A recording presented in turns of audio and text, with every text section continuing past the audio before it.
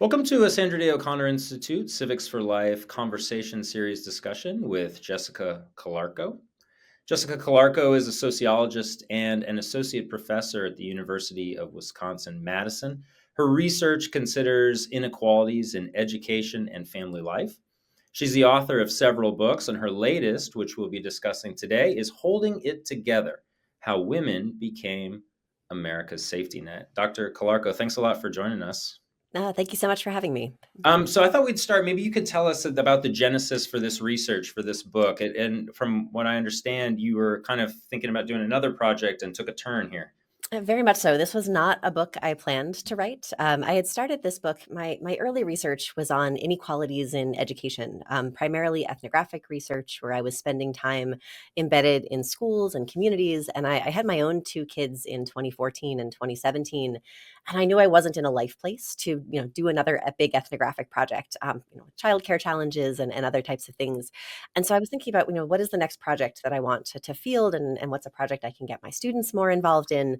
And so at the time, I developed a study that I thought of as sort of the best laid plans of parenting, in the sense that I was interested in making sense of how do parents of young children navigate the kinds of decisions that they're expected to make for their children, especially in a hyper individualistic society like the United States, where we put so much pressure on parents to make these decisions. And I was curious to know, what happens when parents find themselves, for whatever reason, unable to make the kinds of decisions that they plan to, whether that's about things like childcare and going back to work, or about things like breastfeeding or co-sleeping or screen time or vaccines. And so I started this project by recruiting 250 pregnant women from prenatal clinics in Indiana, where I was a professor at the time. And the plan was to follow those women and their families for the first 2 years postpartum. And so we started the data collection for that project. I was working with a big team of undergraduate students and graduate students. And we started in 2018 and 2019. And we were still in the field doing follow-up surveys and in-depth interviews with those families when COVID hit in 2020. And we kind of pivoted very quickly to doing all of our interviews over Zoom or by phone for folks who didn't have internet. And I mean, it just became so painfully obvious so quickly how much of an impact the COVID-19 pandemic and the shutdowns and the sort of the broader challenges, health-wise and career-wise and childcare-wise that families were facing. This was taking a huge toll on families, and particularly on the women in those families who were not only tasked oftentimes with the bulk of the added childcare responsibilities, but also often ended up being the ones who made sure that grandma got her medication, or made sure that neighbors got meals when they got sick, or filled in for colleagues when they had caregiving responsibilities. And so, in part because we were already in the field with this project, we had some of the earliest data available on the way that COVID was impacting, families in the U.S. And so I did a lot of talking to reporters at the time, and that led to an interview with journalist Anne Helen Peterson for her culture study newsletter. And in that interview had a quote in it, and I think I said something along the lines of, "Other countries have social safety nets, and the U.S. had women." And that quote, I think, struck a chord with a lot of folks in terms of the way that it captured our policy failures and our willingness to rely on women to be that stopgap, particularly in times of crisis. And led to not only kind of a sort of viral moment in terms of the way that quote spread through news articles and policy speeches and things along those lines, but also ultimately led to an invitation to write this book that Mm. I put together. And so that's the genesis of this book. And at the time, I was I talked to this editor, and she told me, "You should really write a book about this." And I was like, "Well, hey, I actually have this other book that is overdue, and I have these two kids at home that are I'm trying to navigate through a pandemic with." But at the same time, that the stories that I had heard from the families that we've been following, and my own experiences, on top of that, made it feel deeply imperative to Yeah. tell the story of how we've gotten to the point where we have used women essentially as our social safety net. So I'm not a sociologist. Maybe you can help me understand. When you have a book like this and you make a claim, Mm. I think you're making a claim essentially, which is that the United States doesn't really have a social safety net. We've relied on women to provide what otherwise would be provided by that safety net. And you make that claim through your interviews with your interviewees. How do you get from the interviews to the claim? So is it just that you sort of start to kind of understand all of these interviews together are telling you a story, or how does a sociologist do that? Yeah, and so certainly, I mean, the interviews are a big piece of the data, but there's a number of other parts to the story here in terms of contextualizing. So the stories from the families that we followed can show us essentially how people are expected to fill in the gaps. Can show the way that people, in the absence of universal childcare, for example, how women often end up quitting their jobs to stay home or scaling back their participation in the workforce because there aren't other good options, or relying on grandma to be their childcare because that's their best option. Or in terms of things like our failed healthcare system, that families, so many of the families that we talked to were going broke trying to afford payments for healthcare, trying to afford their copays and their health insurance, and even then often struggling with things like medical debt. And so showing the gaps in our system and the work that women are often doing to make it possible to afford those systems for their families, but then also putting that in larger context. There's a lot of history in the book, for example, in terms of tracing back, where did these policies come from and who were the people who influenced these kinds of policy decisions that have shaped the lives of families that we see in the US. And I also contextualize the interviews with things like national survey data, to be able to say, is this just these 250 families that we've been following, or do these same kinds of patterns play out across the US as a whole? And then, in some of the later parts of the book, also digging into things like media analysis, and policy analysis, in terms of looking at what is the kind of messaging that has helped to persuade Americans that this system, doesn't need to be fixed or doesn't need to be our top priority. And so looking at, the kind of messaging, and then combining things like surveys and interviews to understand, how do people hear and interpret that messaging, and how does it shape the way that they feel about, the policies that we currently have in place. Yeah. Well, I thought it was very interesting the history. It was history that I wasn't familiar with, really. Maybe you can talk a little bit about how, especially during World War II, when there was a compelling national, a need or a decision that this was a priority, that we did set up sort of a social safety net with these childcare centers. Maybe you can tell us that story. Yeah, absolutely. So essentially, during World War II, the US had, millions of men off fighting in battle, and needed women to step up on the home front, not only in terms of being the full-time caregivers for their families, but also in terms of filling in jobs that were left open, and also jobs that needed now to be done in terms of things like defense production and manufacturing. And so, at the time, the War Manpower Commission first thought, well, if we need more women in these types of jobs, and particularly white women, because women of color, had long been working as part of our society, but particularly middle class white women weren't typically employed at the time. Most of them were, housewives and stay at home mothers. And they thought at first, we can just get these women to join the workforce with propaganda campaigns by telling them, we need your patriotic efforts. What they found, though, was that those efforts largely failed because women already had another job. They were already taking care of their children. They were already taking care of their, elderly family members. And so what they really needed to be able to join the workforce, particularly those women who historically hadn't filled those roles, were childcare centers. And so, ultimately through essentially through defense spending, through acts that were put in place at the time, the U.S. was able to fund a national system of childcare centers that offered. I mean, these were run at the state level and the local level, so that the details varied from community to community. But in many of these places, the defense production centers that they were put in place, they offered, full-time childcare, sometimes 10 or 12 hours a day, sometimes even overnight care for families that needed it. Essentially for the equivalent of less than $10 per day in today's dollars. Access to summer care for older children, access to after school care. These often provided meals and other types of support systems.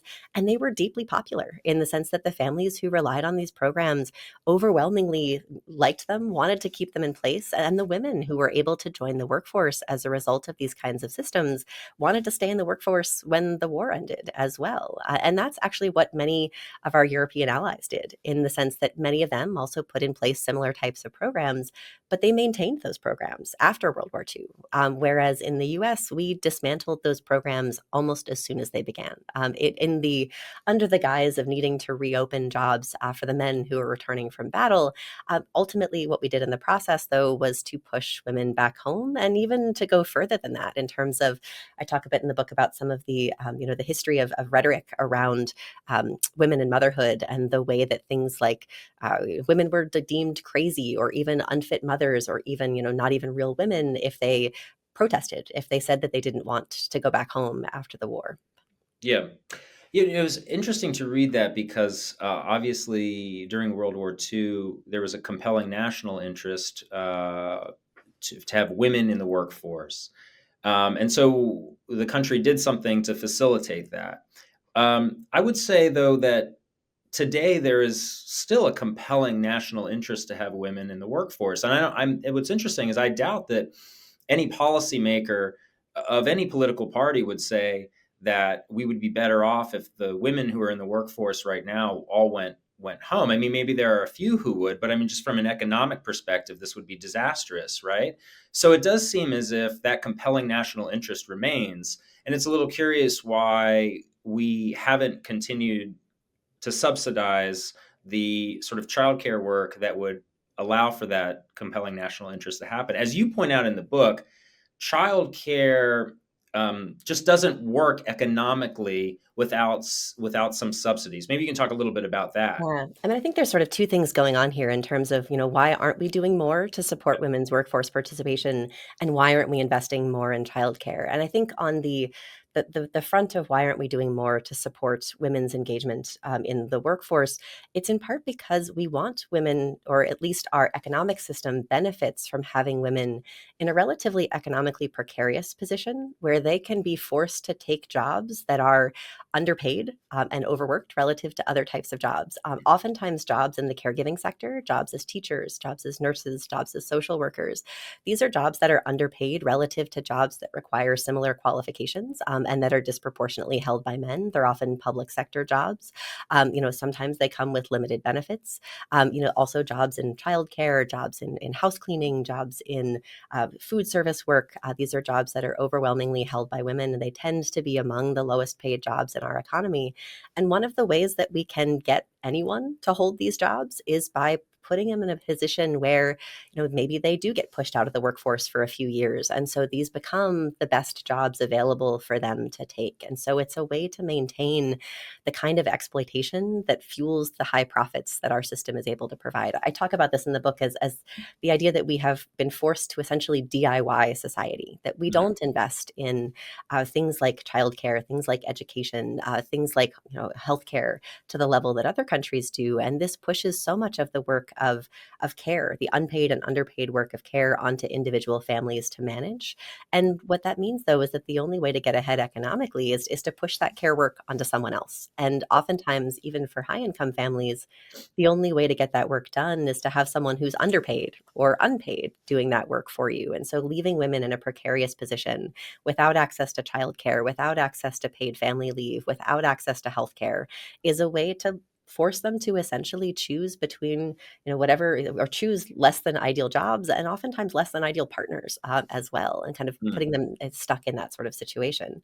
And then on the childcare front, I mean, certainly, I mean, we can look at our public school system. A public school system typically has one teacher to every, say, 20 or 25 or 30 mhm. kids. And that's, still an expensive proposition to provide, education, which is part of why, attacking the system of public education that we have in this country has long been a prerogative of some, particularly on the right in our political spectrum, because it's expensive. Childcare is even more expensive Yeah. because typically states require a ratio not of 1 to 20 or 1 to 30, but instead 1 to 4 for infants, or 1 to 6, or 1 to 8 for toddlers.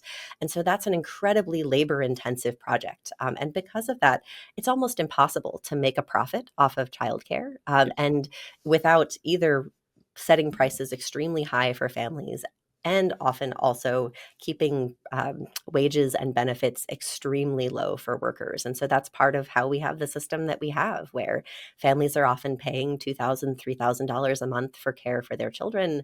And also, the workers who are providing that care are deeply underpaid and often have no employment benefits either. Yeah. Yeah, that's interesting, and I think there is a recognition that there are some things that are just not that just don't work when it's a sort of a profit. I mean, infrastructure is often like this. It's just not going to work if you're just trying to, and so government has to step in with subsidies. And this seems like another area.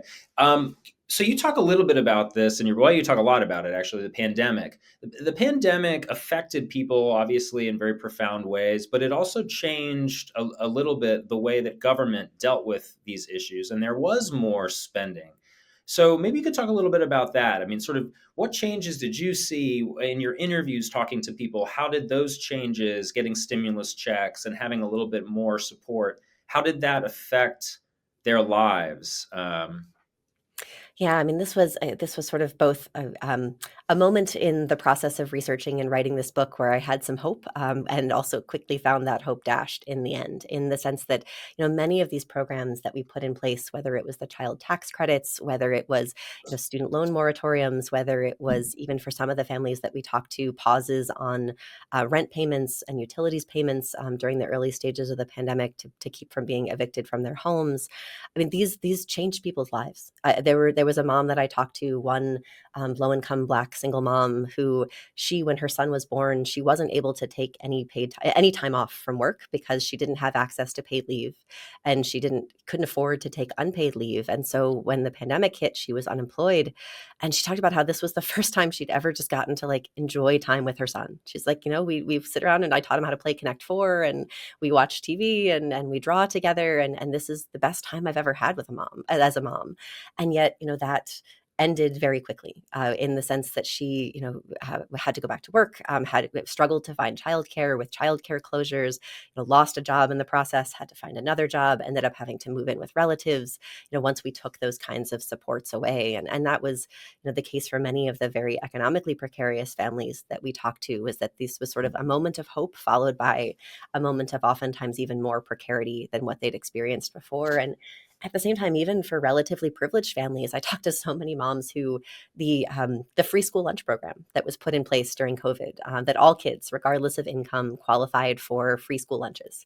And so many families said, "Hey, you know what? We could afford lunch, but the fact that I don't have to fight with my kids every day about what's going to go in their lunchbox, the fact that they just eat the school lunch because that's what everybody's eating at school, the fact that I don't have to factor this into my grocery budget, it made a huge difference for families." And so many of them were frustrated when those pandemic support systems went away. I mean, I think it's the kind of thing that families didn't feel a level of entitlement to, that they didn't feel like they could demand necessarily that policymakers put those policies back in place. But I think that's more telling of the way that we treat deservingness in our society than it is telling of whether people and families actually deserve those kinds of programs, because there are plenty of other countries around the world that do provide things like free lunch for all families, or that do provide the kind of decent economic backstop for families that have lost jobs or that are dealing with, the birth of a new child.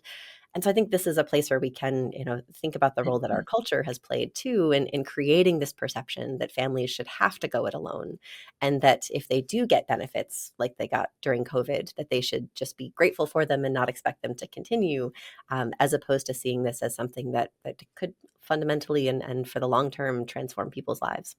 Yeah, it's interesting. I mean, it is certainly a case of sort of priorities. I mean, there's a limited amount of resources of money. Of course, right now, I think a lot of people are concerned about our spending, our fiscal situation. Um, you have a point of view on this for sure. How would you? What do you think are some ways that we could design a social safety net in this country that would work better? And maybe also, maybe you could talk a little bit about how would that be funded? I mean, would that just be sort of higher taxes across the board from your perspective, or would there be cuts to other areas, or sort of what do you envision if Dr. Calarco was running this thing? Yeah, I mean, I think when we think about what is a sturdy social safety net, we could debate, the details of the policy, how many weeks of paid leave, Uh-huh. how much funding for Medicare. I think really fundamentally what we have to focus on is a social safety net that does three things. First, that allows all people to live lives with dignity. Which oftentimes means getting the care that they need for themselves at every point in their lives, from birth through natural death. I think we also have to think about a social safety net that allows people to access economic opportunities, to be able to, not just meet their own needs for dignity, but to have a chance to change their life circumstances through oftentimes paid work, or the kinds of supports that are necessary to do that paid work, like access to childcare or access to elder care for older family members, or access to education, that all of these things can help to provide that kind of opportunity to move ahead. At the same time, I think we also need to think about a social safety net that allows everyone to contribute equitably and sustainably to a shared project of care. And this is the place where, in our current system, I think we focus so much on opportunity that we push everyone to invest as much time and energy as possible in paid work. And, that is great for, some parts of our productivity. But part of the problem with that is that it burns people out. I mean, we've seen increasing rates of burnout, increasing rates of mental health distress. And essentially, that's a product of the fact that we put no checks on paid work in our society. We just tell people to work as much as possible as it takes to get ahead. Whereas other countries have had success with things like 4-day work weeks or 35-hour work weeks, with things like universal paid vacation time that we don't have in the US, with things like paid sick leave that we don't have guaranteed in the US. And these kinds of supports for workers essentially protect paid work from taking over our lives and ensure that we have the time and the energy to take care of ourselves and also to take care of our loved ones. And I would argue, based on the cross-national data that we have available, that these kinds of policies can also help to address some of the long-standing gender inequities that we see in care in our society, in the sense that when all of us are incentivized to focus on all of our energies on paid work, that incentivizes men to push as much of the unpaid and underpaid care work as possible onto the women around them. And it also incentivizes women with a little bit more economic privilege to push that work onto other women, oftentimes low-income women of color, to be their childcare providers, to be their home, to be their house cleaners, to be their home health aides for their parents. And that system could be more sustainable, but right now it incentivizes pushing that work onto someone else, whereas more investments in policies that protect people's time and energy for care could help to allow for a system that is more equitably distributing that work instead. Yeah. And I think probably even, economists would agree with you in part in saying that, to have sort of a flourishing society, people have to be able have at least enough stability to take certain risks, to go back to school to get that degree, to try to get a better job. I mean, there's a baseline level of stability that's really essential. If somebody's just really living day to day, that person can't possibly contribute to the extent that he or she could. So that makes a lot of sense. Let me ask you about males. And I'm going to ask you. I mean, you talk about the dynamic between men and women in your book. That's not necessarily my question, but my question is, we've been reading a lot or hearing a lot about the plight of males lately, and you've obviously focused on females in your work, and sort of how they're sort of making up for this social safety net. But we've been reading a lot about sort of males, especially in certain parts of the country, losing access to jobs that used to be typically male jobs, and the sort of concomitant. So I guess my question is, to what extent do you see your work as sort of part of kind of a broader problem that's happening in our country with people who are not at the highest levels, who are really sort of struggling? Does this fit into a broader narrative that's sort of there, or do you see this as very separate to that? How do they interact? Yeah, I mean, I think this gets back to the DIY society model that I mentioned before. Essentially, in a DIY society, when we are expected to take care of ourselves, to pull ourselves up by our own bootstraps, to manage all of that risk for ourselves, as opposed to having that backstop, that creates a system where it doesn't work in reality. As you mentioned, some of us can't take care of ourselves: the children, the elderly, those who are sick, those who don't have jobs that pay enough to provide a decent level of stability. And so in that system, that leaves all of us, sicker, sadder, and more stressed than we would otherwise be. And it leaves all of us looking for a little bit of control. And so one of the ways that people, find that control oftentimes is by trying to find a job that will just support them enough, to be able to keep a roof over their heads and have a sense of security. And I think in that kind of a system, it's very easy for men to push, the care work, the underpaid work, or the unpaid work onto women to give themselves a better chance at, getting ahead in the workforce, and also for women to do the same to other women around them. And so I do think that this kind of, gendered tensions that we're seeing in our society is very much a product of this larger system of precarity. Mhm. At the same time, I think it's important to recognize that this precarity that all of us are facing also incentivizes men in particular to buy into conservative messaging, that tells them uh, that they should be exploiting the women around them, or that they shouldn't mind, if the women around them are doing the vast majority of the unpaid and underpaid work of care, in part because essentially, men who are in that situation, maybe let's say he makes $50,000 a year and his wife makes $25,000 a year and they have kids and they can't afford childcare. Financially speaking, it makes more sense for her to quit her job and stay home if they can't find care. But he doesn't want to feel like a bad guy, for exploiting his wife's labor or for pushing her out of the workforce. But conservative messaging tells him, oh, well, no, that's just natural. It's just natural for her to stay home and be the caregiver. And it's just natural for you to be the one to focus on paid work. And so I think we have to see how, our gendered systems incentivize that kind of thinking, because it allows men to not feel like bad guys when they take the incentive structures and follow the incentives that are there for them in our society.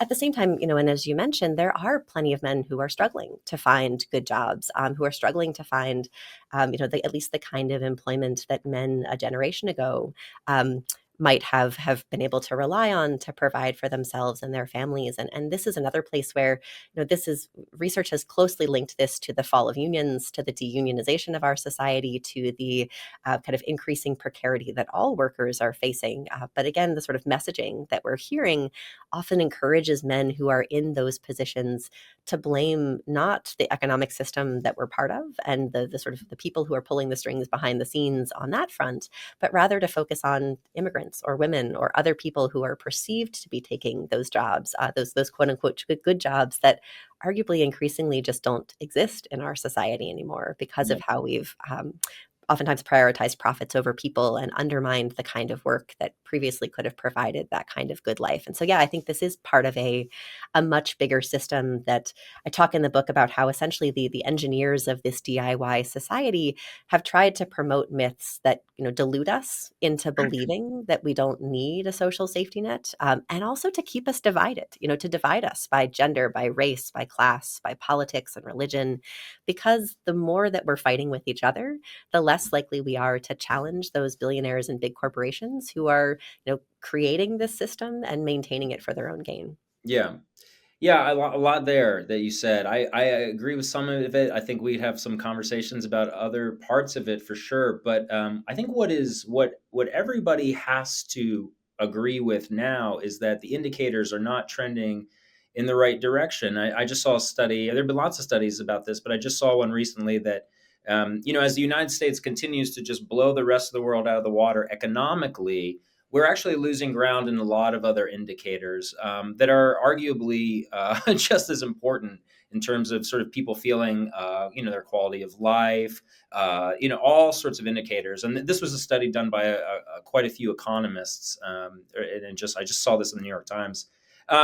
So yeah, so something is amiss, which actually brings me to another sort of which is the younger generation seem to have a different maybe perspective on this. We're reading a lot about now about how younger generations having fewer children, and this seems to be, from what I understand, kind of a women-driven sort of movement. I've read lots of articles. This is especially an issue in Asia, in South Korea, and places like this, where the demographics are really starting to be concerning. And when you talk to young women, not only do they not want to have kids, but they actually just feel like a relationship is sort of a bad deal for them. So, I mean, do you have any thoughts on that? Yeah, there was a recent study done by economist Claudia Golden who found that essentially fertility rates have fallen the most in countries that have actually seen high levels of economic growth, but where Mm. that economic growth has not been coupled with gender equality. Where we've seen continued, so essentially places where the economic growth has disproportionately benefited men. And you could picking apart what's going on beneath the surface in many of those places, including places like the US, oftentimes what we see is that, you do see men, their ability to get ahead in the workforce depends on having a stay-at-home wife, or, at least they have an advantage in those kinds of situations. I think these are also cultures. So I think that's, part of the story is that we have these societies where women can see that, society is progressing economically, and yet we're not investing those resources, those profits that we're making in ways that actually allow for real gender equality, either in the workforce or at home. And I think on top of that, I think there's a generation of young women, I teach many of them in my college classes, who have grown up with the messaging that, they can be anything, that they should be able to be that lawyer, be that CEO, be that doctor. And yet at the same time, what hasn't changed is the expectation that they also be the primary caregiver, that they be that super mom, that they be the one who is ready to help a friend, help a neighbor, and that the men around them, the boys around them, haven't been expected to fill those same roles and often haven't been prepared for those same roles. I talk in the book about research on gender socialization and how we prepare women for caregiving roles from the time that they're old enough to hold a baby doll. And yet so many of the men that I interviewed for my research, had never even changed a diaper. Some had never even held a baby before their own children were born. And that is a vastly different level of preparation that means that even if women don't want to be the full-time caregiver, it often means that they're the one who's better prepared in their relationship to step in and fill that role once they do have kids, or if they have older parents who need help, for example. And so I think there's a large number of young women who feel like, look, if I'm going to be expected to be both, the breadwinner and the primary caregiver, that's a raw deal. I don't want to have Yes. to do both of those things if I don't Right. have a partner who's willing to step up and do both of those at the same time too. Right. Yeah, and what's interesting too, and I'm sure you have thoughts on this as well. So a lot of countries have sort of all of a sudden like sat up, right, and their attention is like you have my attention now because we're not producing babies anymore. And so I was reading an article about Hungary specifically, and how the government there, which is run by Viktor Orban, and it's sort of when he wants something done, it gets done kind of government. And so they put in place all kinds of incentives for more babies, social safety nets, and all this sort of thing. And what they're finding is that is not helping. That has apparently been the case in other countries that have tried the same thing, where we're not having enough babies. The government starts to put into place more policies to incentivize, you would think, baby making, and that's not happening.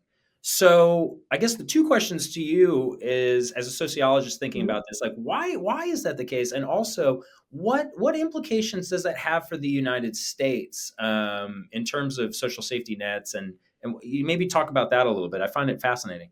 Yeah, I mean, I think what it shows us is that even social safety nets, when they're providing assistance with care, they can only go so far, in the sense that, yes, they may be able to provide supports with, paid childcare during work hours, for example, or they might be able to provide some paid family leave.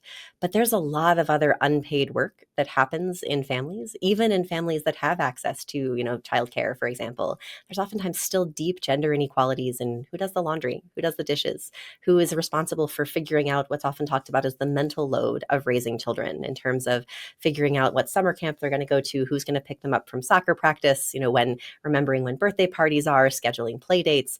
There is so much unpaid, oftentimes deeply overlooked labor that goes into raising children, and that almost always falls to women. And so even in the context of added support, if you don't address those deeper underlying gendered cultures, and oftentimes that's what's, with those programs, they're put in place to help some part of the problem, but they can't fix the larger culture that says this work still belongs to women. The places that have seen, smaller declines in that in fertility, or that have been able to bounce back some, are typically places where you actually do see a more egalitarian culture, where men are treated as caregivers, or are expected to play caregiving roles, are expected to be more equal partners in that. And then the other piece of it is that third part of the social safety net that often gets neglected, and that's the limits on paid work, the ability, limits on the ability of our employers to take up as much of our time and energy as possible. Things like 35-hour work weeks, things like 4-day work weeks, things like paid vacation time, that these kinds of supports can actually help to promote more gender equality. And potentially, I would argue, I'd be interested to see the data on how those might impact fertility rates as well, because I don't think we have good studies yet of what those can do. And I think that actually has more potential, because most people who have children want to be able to spend time with their kids. And if you have to work 60 or 80 hours a week to have a good life, it makes sense to not want to bring a child into that kind of a world. If you're never going to get to spend any quality time with them, even the dads that I talk to, many of them wish that they could spend more time with their kids and feel like it's just, work takes up too much of their time and energy. And so I think we have to be careful not to just say, oh, well, we'll take away the care side of the equation. We'll help address some of those pieces, but also to think about how much of our time and energy can work take up, and what would it take to have a better balance where parents or potential future parents might feel like they can actually spend the time that they want with their kids. Yeah. Tricky, very tricky. I think you and I probably have good conversations about this. I wonder where the balance is between sort of a government that intervenes too much, such that it harms an economy to the extent that then people can't find the jobs that they actually need at all. I'm sure there's some balance there. I don't know what it is. I don't know that some of these European countries seem to be struggling in the other direction as well. But maybe, I mean, you might disagree with me on that. Do you have I mean, thoughts I on think, that? I mean, it's tricky. That balance is tricky. You want to have an yeah, economy that thrives such that jobs are available, people can find jobs, even if they're not the best jobs. But at the same time, as you're saying, you don't want an exploitative. mhm, mhm. And I think one thing to maybe keep in mind is that many of, our European allies do have higher rates of productivity, than we do, even if, their economies might not be booming quite to the extent that ours are, that we can think about, what is the level of productivity that is necessary, the level of economic growth that is necessary to sustain a society rather than just trying to maximize profits, for example. I think we can also think about the fact that we have a huge amount of wealth in our society. It's just a question of how that wealth is distributed and whether it is being used in ways that actually improve people's lives. And I think that's something that we've seen come out of the situation that we're in right now, where the U.S. is seeing this sort of economic boom, but it's not being felt by people on the ground. We're seeing this idea that people are sicker and sadder and more stressed, that they feel economically precarious, that they are struggling with their mental health, particularly, men in some parts of our society. And I think we have to be questioning, what does that mean for what we're doing with those resources that we're generating? And on that front, I mean, what we've seen is that, tax rates, particularly on the wealthy, have declined precipitously over recent decades. And we've also ratcheted back regulations. We've ratcheted back, efforts to, address things like corporate tax rates. Those have also fallen in ways that leave the wealth that we are producing disproportionately concentrated in the hands of billionaires and big corporations and the people who work closely with them. And that is a system that, we were told by, Ronald Reagan and others, that this would trickle down, that this wealth would be put into the hands of billionaires who would use it to create jobs or, strengthen communities. And in most parts of the US, that has proven not to be true. That if anything, we've seen a decline in good jobs. Yes, we've seen some uptick in wages in recent years, but not to the extent that people actually feel more stable, particularly given the way that inflation has crept up at the same time as Yeah. well. And so